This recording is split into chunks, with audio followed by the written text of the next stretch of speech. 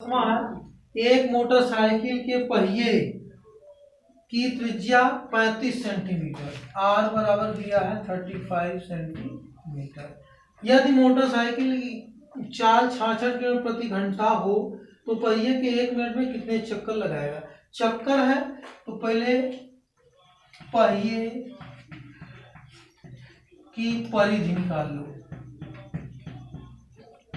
क्या होता है 2 पाई आर, 2 इंटू पाई का मान 22/7 इंटू आर 35, 7 बचे 35, 5 में 10 बाई शाम 220 सेंटीमीटर। ठीक, यही हो गया। इसको ये भी लिख सकते हैं पहिए द्वारा एक चक्कर में जो परिधि होगा वही एक चक्कर में दूरी तय करेगा। पहिए द्वारा एक चक्कर में तय दूरी, तय की गई दूरी, जगह की वजह से तय दूरी होती है। ये हो गया, एक चक्कर में इतनी दूरी वो तय करेगा, कवर करेगा।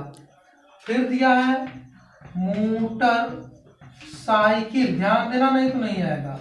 मोटरसाइकिल की चाल यहां से बहुत इंपॉर्टेंट है, बराबर दिया 66 किलोमीटर प्रति घंटा। यहां पूछा है मिनट में, यानी घंटे को मिनट में बदलना पड़ेगा, प्रति घंटा। सेंटीमीटर में किलोमीटर सेंटीमीटर में बदलेंगे, समय जो घंटा है उसको किस में बदलेंगे, मिनट में। चलो बदल लिया जाता है 66 गुणे किलोमीटर को मीटर में बदलेंगे तो 1000 से गुणा करेंगे मीटर हो गया, मीटर को सेंटीमीटर में बदलेंगे तो 100 से गुणा कर दो, ये हो गया सेंटीमीटर। बटे घंटा को मिनट में बदलेंगे तो क्या होगा 60 सेकेंड। सेकेंड बदलना होता तब करते, ये 0 कट गया, 6 11 66 बराबर 11 के 11 का 0, 1 2 3 4, 1 2 3 4, ये आ गया सेंटीमीटर प्रति, ये आ गया चाल। यानी 1 मिनट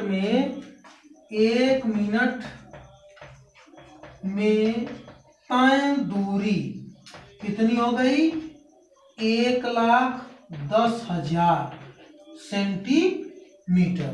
तो कितना कर रहा है, तो पहिए 1 मिनट में इतनी दूरी तय कर रहा है तो कुल कितने चक्कर होगा, संख्या चक्करों की संख्या। हम बताएं कि एक चक्कर में इतनी दूरी कवर कर रहा है, तो इतनी दूरी कवर करने के लिए कितना चक्कर, तो ये अपान क्या करेंगे, एक चक्कर में कवर दूरी 1,10,000 बटे कितना है 220, ये 0 कटा, 22 पंजे 110, फिर कितना 0 2 0, तो कितना 500 चक्कर। कितना लगाएगा चक्कर 500। बहुत अच्छा सवाल था, लंबा नहीं करेंगे। 11वां है एक ट्रैक्टर के अगले और पिछले पहियों के व्यास क्रमशः 80 सेंटीमीटर 2 मीटर, मीटर है सेंटीमीटर तो दोनों सेंटीमीटर में बढ़ के को R1 कर देना, पिछले पहिए का ज्यादा रहेगा।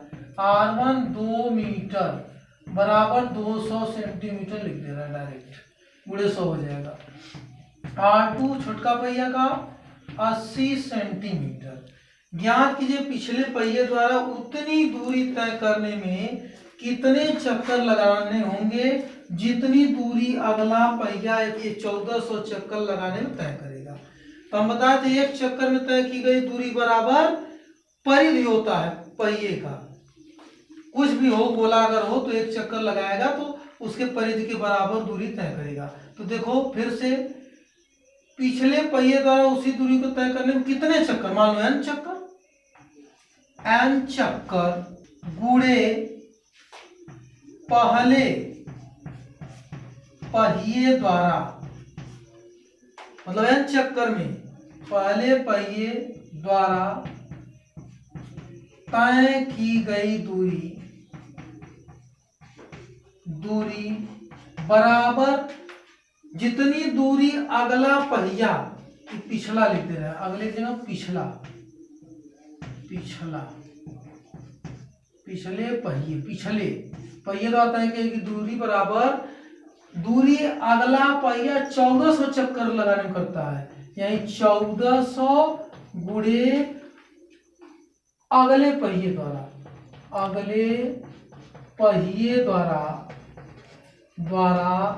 एक चक्कर में तय की गई दूरी। देखो प्रश्न में से लिए हैं, कुछ अपने मन से नहीं किए। इसमें अगर आप पिछले पहिए द्वारा उतनी दूरी तय करने में कितने चक्कर, हम मान लिए n चक्कर गुणे पिछले पहिए द्वारा तय की गई दूरी बराबर करा अगला पहिया 14 चक्कर में जितनी दूरी तय कर लेगा। तो अगला पहिया द्वारा तय की गई द्वारा एक चक्कर में तय की गई दूरी गुणे 1400।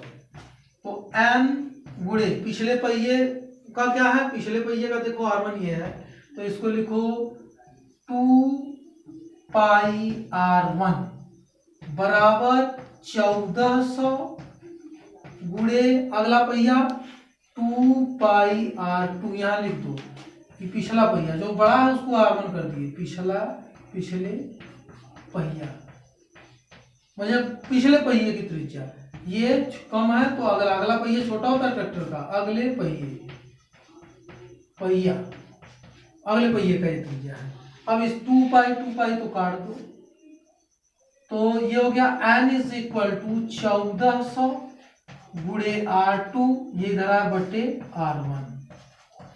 1400 गुणे r2 कितना है 80 बटे r1 कितना है 200। ये जीरो कटा, ये जीरो कटा, रुक जा। देखो ये गड़बड़ कर दिया है, व्यास है ना, तो व्यास है तो आधा होगा ना, बटे 2 करना भूल गए तो ये 100 हो जाएगा। 100 ये आधा होगा ना तो 40, यही गड़बड़ देखो कर दिए। तो R2 कितना है 40 और ये 100, ये जीरो कटा, ये जीरो कटा, 14 चौके 56 एक जीरो चक्कर, कितना चक्कर लगाएगा 560।